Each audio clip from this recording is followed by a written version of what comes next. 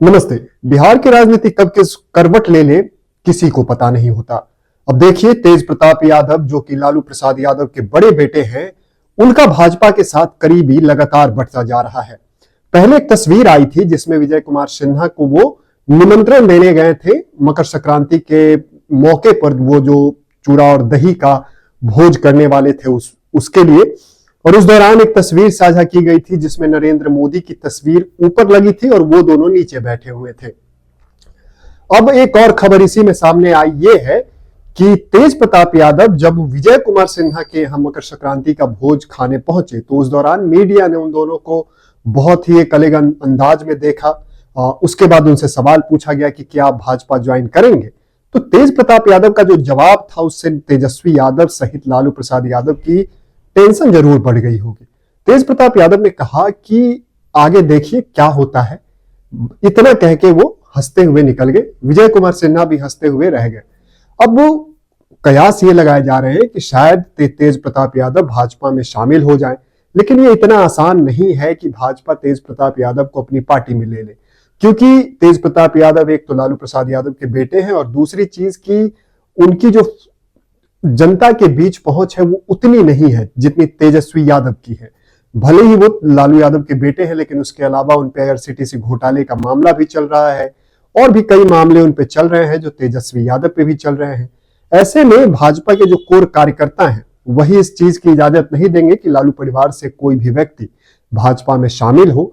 लेकिन इन सबके इतर राजनीति में कुछ भी संभव है। जब अजीत पवार महाराष्ट्र में भाजपा के साथ हो लेते हैं तो बिहार में तेज प्रताप यादव को भाजपा में लाने में कोई भी गुरेज शायद किसी को नहीं होगा। लेकिन ये तब तक नहीं पॉसिबल है जब तक जो भाजपा का शीर्ष नेतृत्व है, और क्योंकि अब शीर्ष नेतृत्व नितिन नवीन के हाथ में और नितिन नवीन भी बिहार से आते हैं, तो कहीं ना कहीं उनके अनुमति के बिना या फिर प्रधानमंत्री की अनुमति के बिना ये चीजें संभव नहीं लग रही है।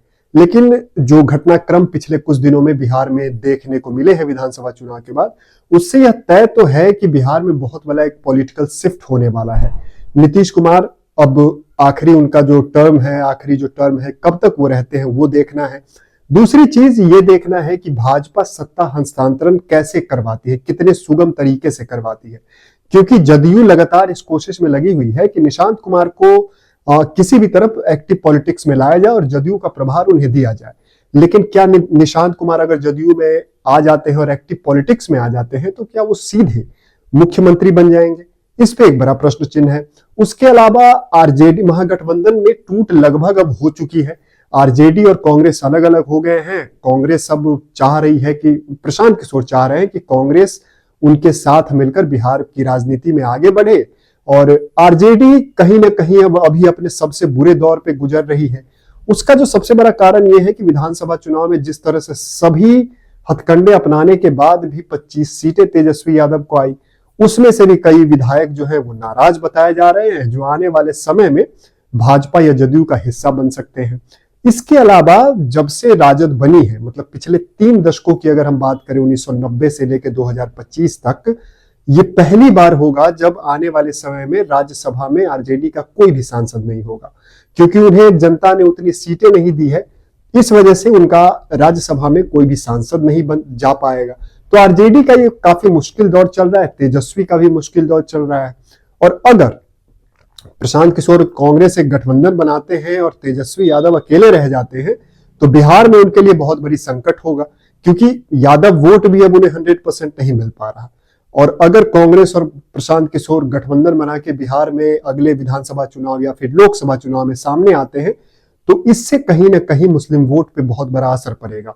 कांग्रेस के प्रति मुस्लिम वोट काफी समर्पित रहा है और उसके ओवैसी फैक्टर भी बिहार में लगभग 5-6 सीटों पे काम करता है, और कई सीट ऐसे हैं जहां वो जीतते हैं और कई सीटें ऐसे हैं जहां वो हराने का मादा भी रखते हैं। तो ऐसे में बिहार में पॉलिटिकल शिफ्ट, एक बहुत बड़ा पॉलिटिकल शिफ्ट आने वाले 6-7 महीनों में होगा। भाजपा उसमें अभी से लगी हुई है कि वो एक तरह से लगातार काम करके, खासकर इंडस्ट्रीज को लेकर, कानून व्यवस्था को लेकर, सड़कों को लेकर और स्वास्थ्य व्यवस्था को लेकर जो काम लगातार और तेजी से काम कर रही है, वो कहीं ना कहीं अपनी वो छवि बनानी चाह रही है कि अगर वो सत्ता में आए, अपना मुख्यमंत्री बनाए, सत्ता में तो वो हैं अभी, अपना मुख्यमंत्री बना ले तो जनता उन पे भरोसा करे और जनता का भरोसा उनके प्रति रहे और वो उसी कोशिश में लगे हुए। बाकी देखिए आने वाले समय में क्या होता है, कैसे होता है। तेज प्रताप यादव को शामिल करना सही होगा गलत होगा वो भाजपा अच्छे से जानती होगी और भाजपा ही इस पे आगे निर्णय लेगी।